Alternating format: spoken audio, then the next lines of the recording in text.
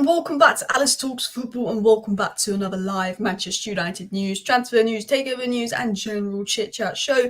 In today's show, we will be getting into information on the future of Eriksen, and Amrabat. Will get that out of the way first to begin with, because I really don't care about transfer news at the moment. It's not going to get interesting until March. We're then going to speak about Harry Amass being called up for United. Is he the reason Alvaro Fernandez was let go? We're going to talk about how brilliant this left-back is. For me, there's 3 players in the academy, the under-18s that I've watched, and I'm like, wow, and he's one of them. We'll have a little chat about him, but more interestingly, the big question is, who is Manchester United's next sporting director? Because information has come out to say Manchester United have chosen their next director of football. It could be a surprising name to some, but they're not going to announce it until after the deal was ratified. Who is this director of football that may have been chosen? Again, take every report, take every info with a pinch of salt, because I feel like it's been very secretive, that not many people at United really know or have an understanding of what could be happening at the club right now. But we're going to go through the director of football names, some of the names that have been linked. I'm also waiting to confirm some info I got about someone that apparently United are really interested in, but I want to get a bit more confirmation on that before I say it in a live stream. So I've actually just messaged it to someone to see if they come back to me while I'm live, and I could give you a bit more insight into something to do with the director of football rumour that I'm hearing, as well as just other news, information and more. So please do hit that like button. Of course, subscribe down below if you're new, share the video and all that as well. It ain't going to be Dan Ashworth. Dan Ashworth is first choice, but the feeling is it's going to be difficult. But at the same time, I will say this, the fact that it's been so quiet, the fact that it's been so secretive, also makes me feel like, are they hiding something from Newcastle? Could it secretly be going well with Dan Ashworth? Could they be trying to get a deal done? It's gone quiet, it's gone secretive. There are reports that actually it's not going to be Dan Ashworth, but you can't rule anyone out. But there is some interesting info that I had got. We will talk about Harry Amass and why he's a promising star. I could actually get the leaked kit up for you. I put that at the end of my live stream, but I can literally show you that is the reported leaked kit. I quite like it. Snapdragon's a weird logo, and that will look weird. The photos is always going to look weird of the leaked kit, but I feel like it reminds me of that, Van Nistelrooy, what was it called? Vodafone kit. That's what it kind of reminds me of. I think with the kits, when you see a picture of it, you're like, nah, and then when you see it on the players, it looks a lot better. I think this could really look like that Van Nistelrooy level kit, like the Vodafone thing.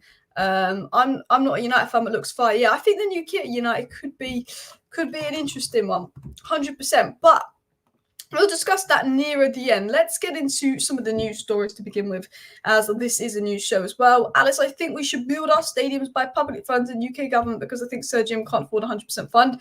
Yeah, I think you're right with that. We will talk about that as well. I did a video on the new stadium, actually. You guys, I've got some really positive comments on my recent videos, actually.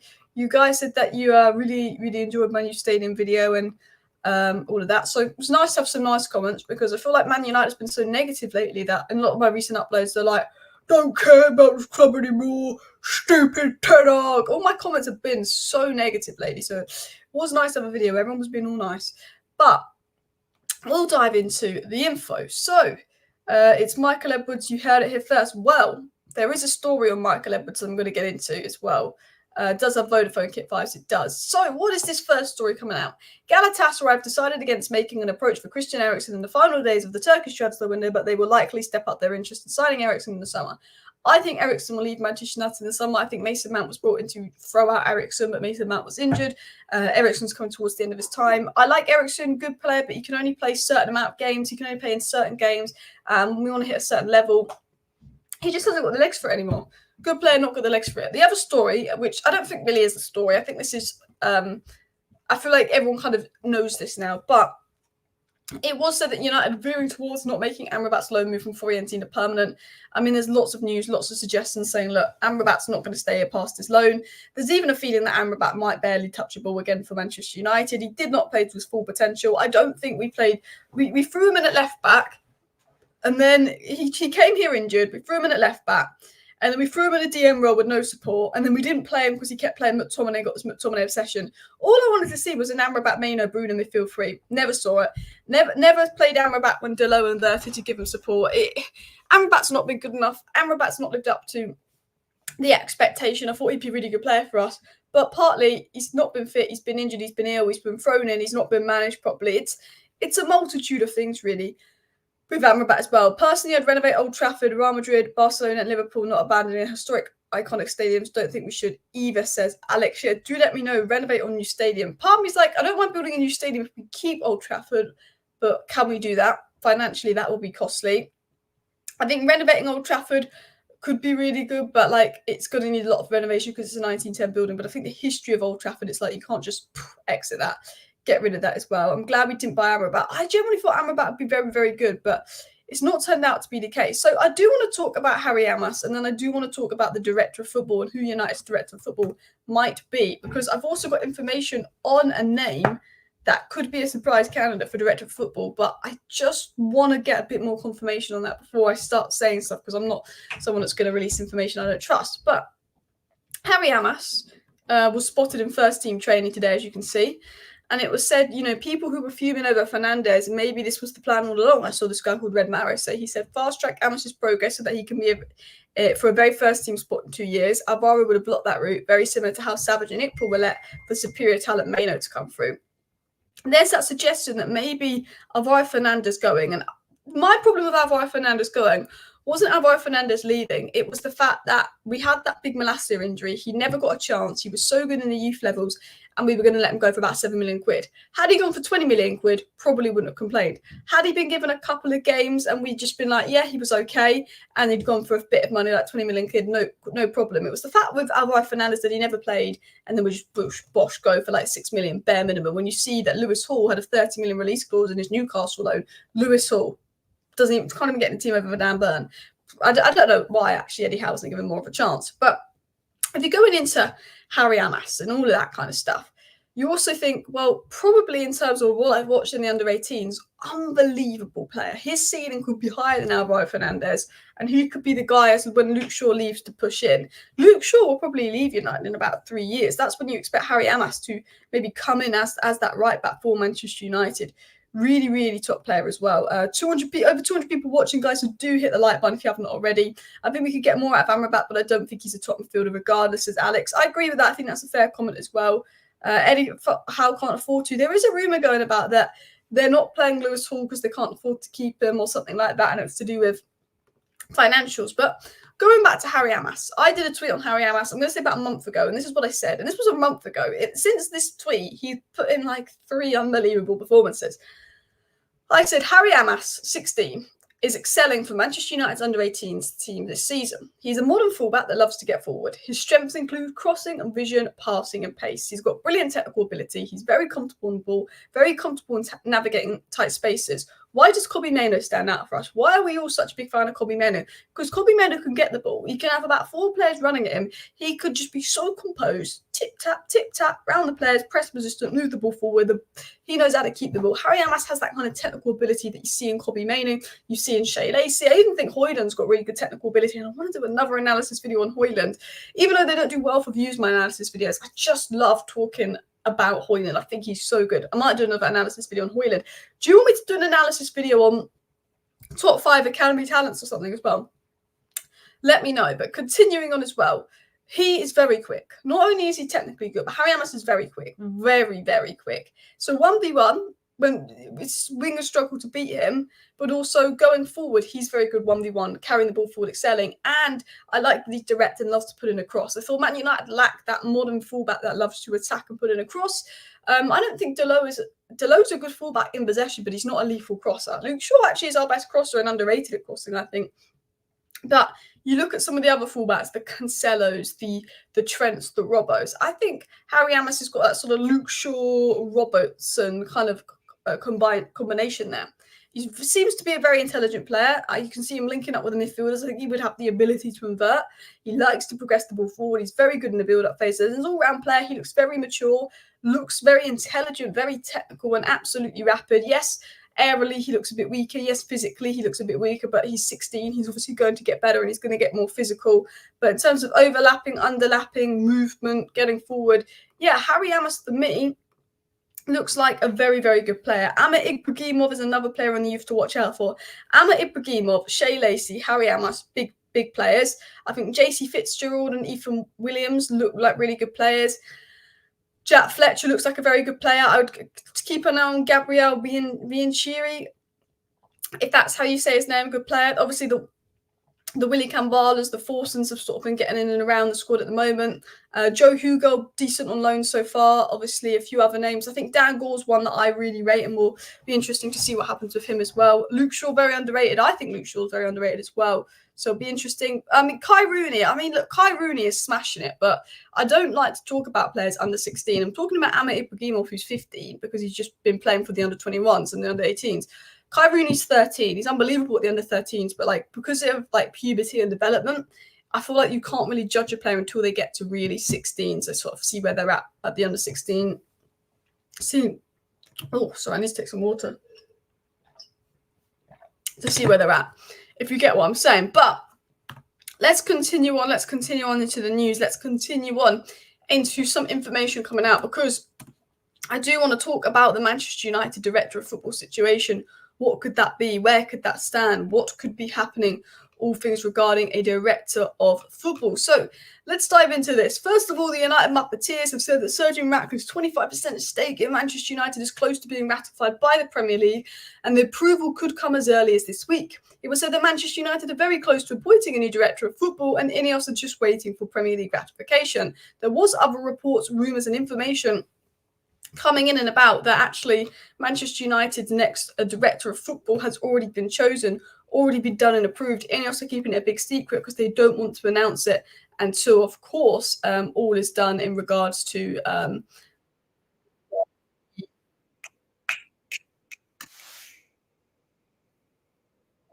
was going to say, completely forgot what I was going to say, but we'll carry on.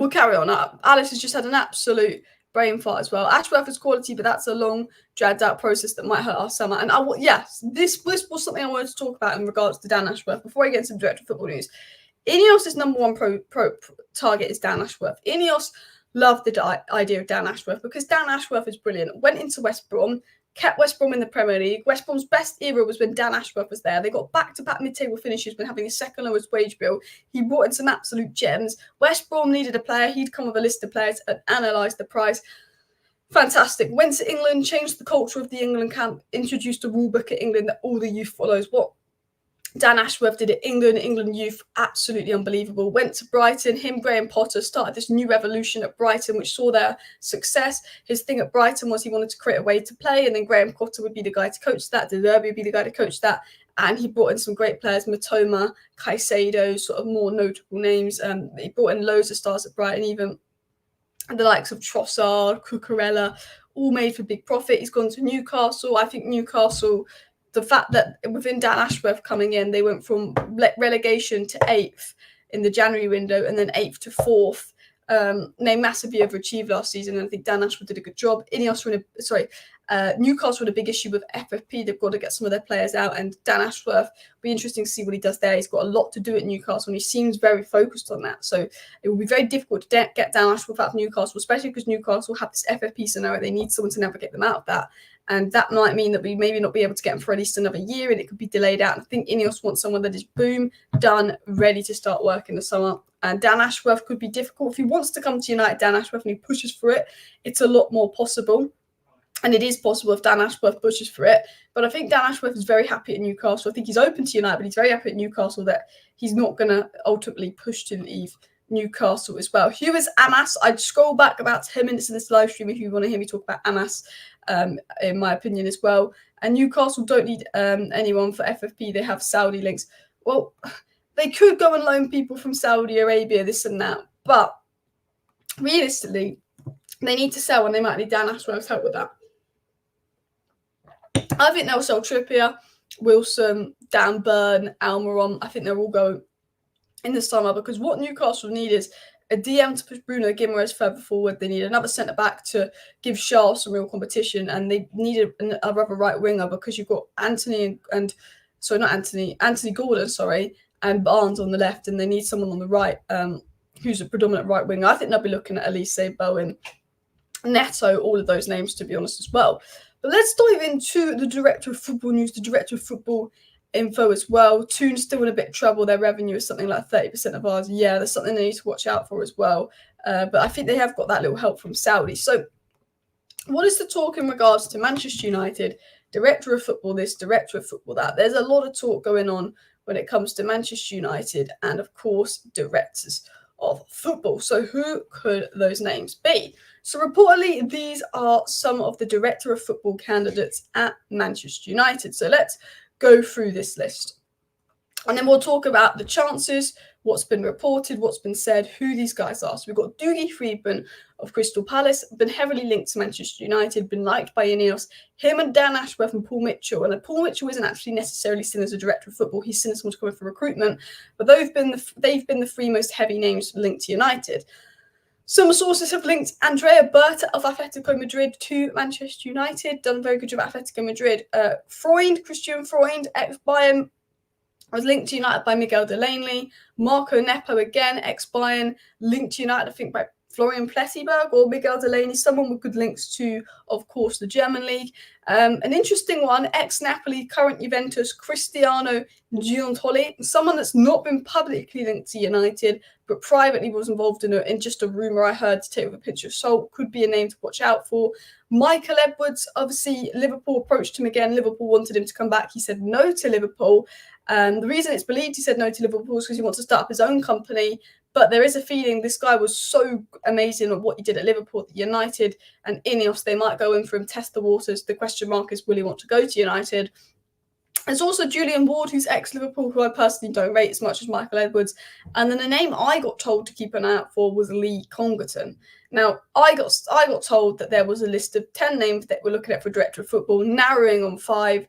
I got told that Lee Congerton could be a surprise name to pop up, but he's one of many names, so take it with a pinch of salt. He's obviously been at Atalanta. He was at Leicester. Now, what Lee Congerton did is he basically said, give us 80 million for Maguire. We did it. He said he'd sell Højlund for 50 million. Man United come along, he gets 72 million pound for Højlund. So when you need help with selling, Lee Congerton's your guy. But he's not. There's a lot better names on that list. He's not known for being amazing at his job. My first choice is Dan Ashworth. I want Dan Ashworth as director of football, Paul Mitchell to be working the recruitment role.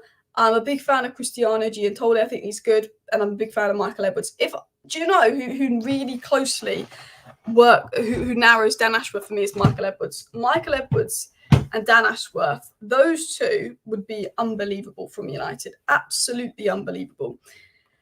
Even though hasn't done it, a big club like Mitchell's history of unearthing gems on the cheap could be useful in tight budgets. Yeah, especially because Manchester United are navigating an FFP situation, are in a bit of an FFP situation. I think that would be interesting for United to do. My mouth is like gone really dry. I do apologise. Mouth gone really, really dry. I do apologise for that. Ugh, what's happening here as well? Question, anything special you need to know about being a director compared to a manager? I'm not the person to ask for that. Director of football is someone that does more of the recruitment side of things, managing the club, the finances. It's more of a business role. I'm not the person to be asking those kind of questions to. I couldn't give you probably the best answer or the answer that most people would be looking for. Alice, is there anything going on behind closed doors with Jim and the Glazers? Not that I'm aware of. Just all good, all going well, all working together. This and that's pretty much all it is as well. That former Napoli director built the Serie A winning side out of nowhere, stabilising Juventus a bit. Seems quality, 100%. The Napoli director that Man United linked to could be a really, really good shout as well. Really, really good shout in terms of director of football role. Michael Edwards has always been Ratcliffe's purse fit. Ratcliffe made contract with him while pitching for United. You heard it first. Should we get into the Michael Edwards information? Because Michael Edwards would be brilliant for Manchester United. I know he was at Liverpool, but he would be absolutely brilliant. Plus, do you know what? Actually, I'm going to show you something about Michael Edwards. And I'm going to show you a theory of mine. It's just a theory, but I want to show you something. Let me get this up here. This is a bit of news. Exclusive. This was from Romano a week ago. A week ago, Romano said this. Liverpool have made contact with Michael Edwards over the weekend. FSG's plan was to offer to be in charge of the restructure of the club. Edwards rejected the Liverpool proposal. And Romano said it's because he's not interested in a senior role as of today. Now, there was a suggestion, a rumour, and a bit of a theory of mine from this rumour and suggestion. Nothing credible to it, just to state that. Could he have rejected Liverpool last week because he's had talks with Ratcliffe and Ineos? Could Michael Edwards, Liverpool offered him a big job, a big role to come back. Could there be something going on with him and Ratcliffe, him and Manchester United, for him to go reject Liverpool? He wasn't happy when he left Liverpool. He also reportedly left Liverpool because he wanted to do his own thing. So would he want to go back into a more senior role? It seems like he doesn't want to, so he probably wouldn't want to come to United. But could this guy that Ratcliffe's been a big fan of for a while, and it was Nice Martin, a very credible Nice source, that said that United had been looking at this guy, be a name that could pop up, be a surprise candidate, be a name that could pop up in regards to Manchester United and the director of football role? Because Michael Edwards would be fantastic. Absolutely fantastic. I can try and see if I can find any news on Michael Edwards to Manchester United here. Shall I get? Let me get this up. So, are you ready? Here are the stories. So, this was a story that came out last year. Manchester United are well placed to agree a deal for Michael Edwards, regardless of a potential takeover. And that was said a while ago. He's been a name that United have been looking at for a while. That was a story that came up a long time ago about Michael Edwards to United. More recently, and this came out from The Athletic, a very credible source was this. Some sources are contemplating whether Michael Edwards could land at Manchester United when he finishes his time out after leaving Liverpool. There was suggestions that Michael Edwards could go to Manchester United, and that was said by The Athletic as well. And then this interesting report came out in regards to Michael Edwards that said Manchester United want Paul Mitchell as sporting director. He's ready to join, but some details are yet to be finalised. United also held discussions with Michael Edwards, and that was said on the 15th of November 2023. Paul Mitchell and Michael Edwards are names we know that are very much targets of Ineos and people that Ineos are interested in bringing in. So definitely ones to watch there in regards to everything going on at, of course, Manchester United. Lots and lots of rumours and reports have linked us to Michael Edwards. He's, again, someone that has been very, very good. You even had The Athletic come out and say that both Paul Mitchell and Michael Edwards have been discussed in relation to being appointed by Ratcliffe, and that was said on the 16th of October.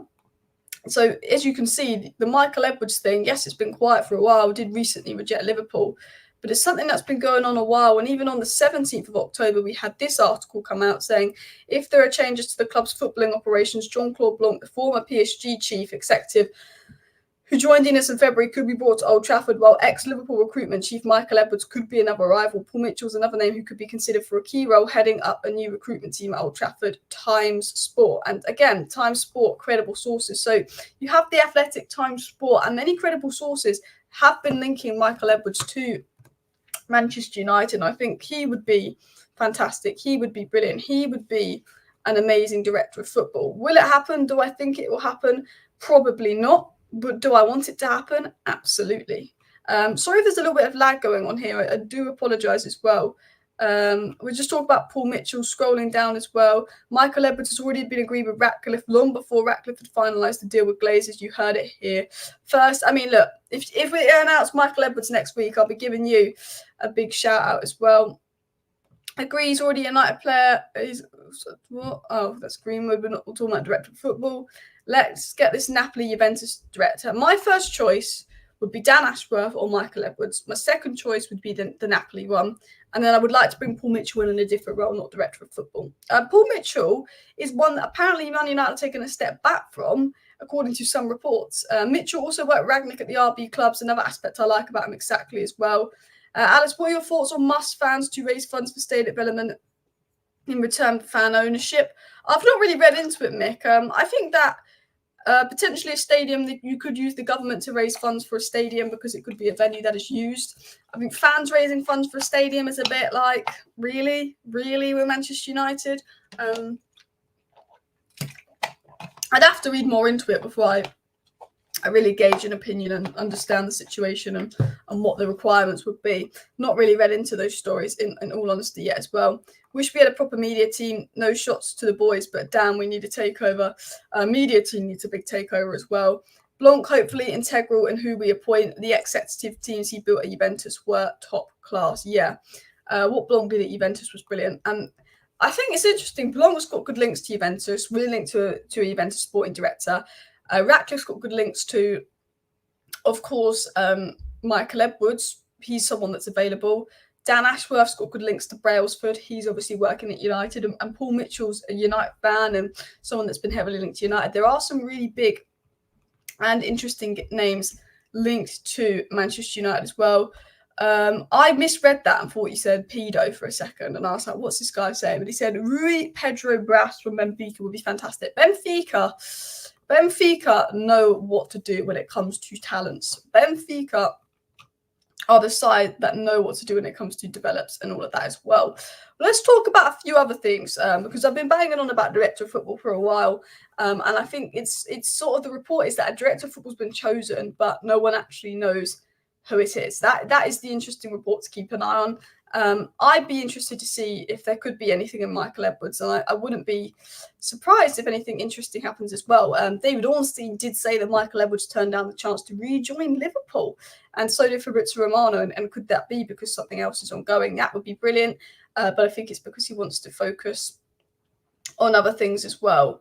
Someone is saying, what's going on here?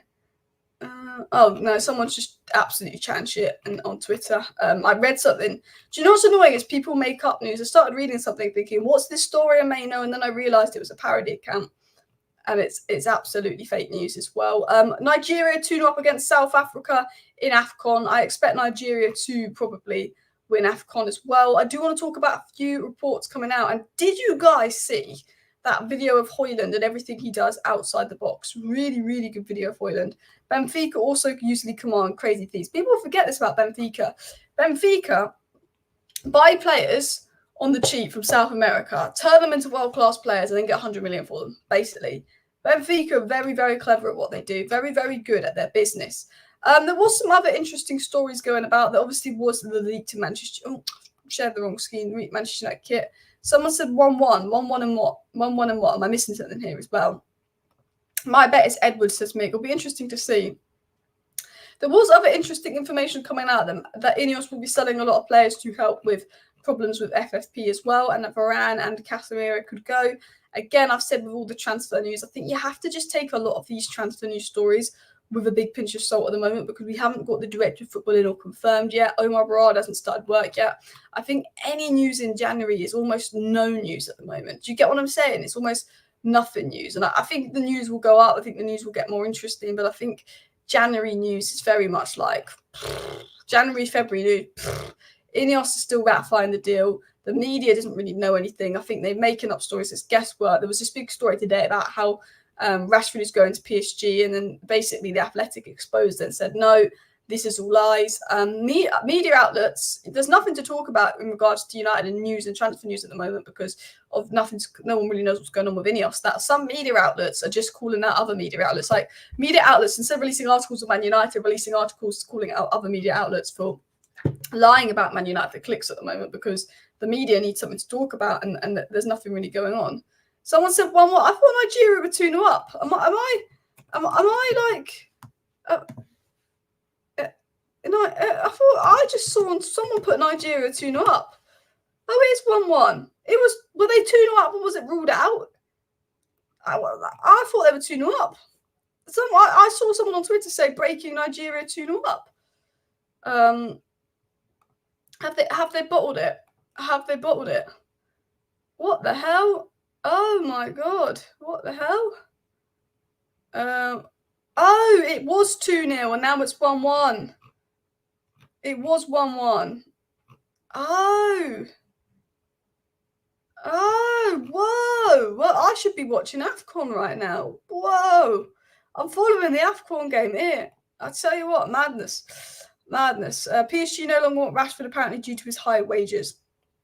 Something about Man United players have not been wanted because of their wage demands. Lingard, De Gea, among many names. A lot of Man United players are in trouble because of the wage demands. I think Rashford will stay at United. I think Ineos believe there's a good player in Rashford now.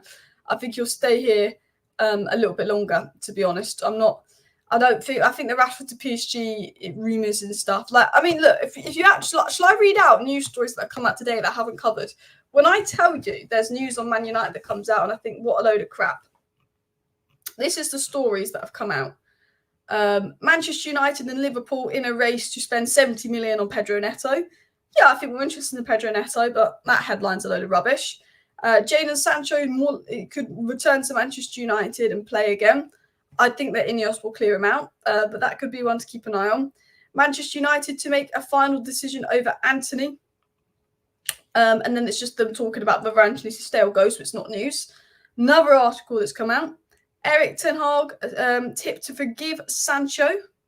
And then the next report said Erik ten Hag to let Sancho play again. People are writing so much rubbish at the moment.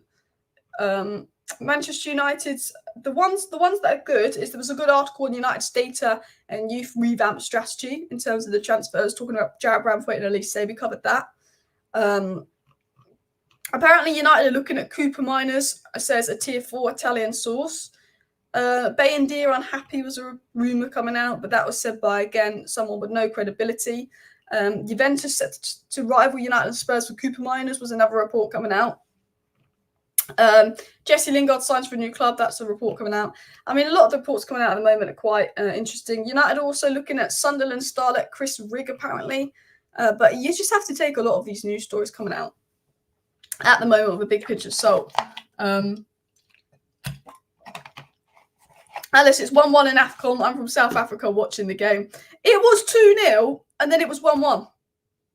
It just happened. Look, good luck to Lingard and Saul. Yeah, I do actually hope he does well and gets on there as well. PSG don't want Rashford because they're done with big ego divas after dealing with Neymar and Mbappe. I don't think Rashford's a big ego diva, though. I don't think he is, to be honest. But I get your extent. The high wages, I think PSG want to just avoid that sort of high wage approach. Plus, Rashford's form so hit and miss that it doesn't surprise me that PSG might be sort of looking to sort of avoid that kind of strategy when it comes to bringing people in. I don't know what's going on today, but my throat is just, every time I want to talk, my throat is absolutely just seizing up at the moment. But look, I think I'm just going to leave this as a short live stream because the other reports coming out are just absolute crap. Like, there is so much absolute rubbish coming out, guys. I can't even explain like some of the news coming out today. Apparently United was showing an interest in Willy Bolly, was one report that I saw online. I mean, it's just who knows, who absolutely knows. But yeah, we've got Nacho's form, and if we bring in another class winger, Rashford will have to watch his back. I agree. I'm at the point where I think we should bring in a winger that can play both left and right wing, because we've got Garnacho who's proven he can play right wing. I saw something before. I want to show you this, actually. I don't know who said it, and I don't know if I liked it. But I saw someone compare. Let's go. Let me share my screen, because someone showed me Garnacho's stats at right wing compared to left wing, and I can't find it on Twitter, but I can get the stats up on Transfer Market. Let me show you this. Actually, this could be quite interesting. So we go over to Garnacho here, and we go over to Garnacho's stats. So if we look at his stats this season, and we scroll, they're saying here. Well, actually, yeah, they're saying here. If we scroll into this bit. Because I can't find the exact stats, because these aren't always 1,000,000% accurate. But where have you gone? Where have you gone? Let me find.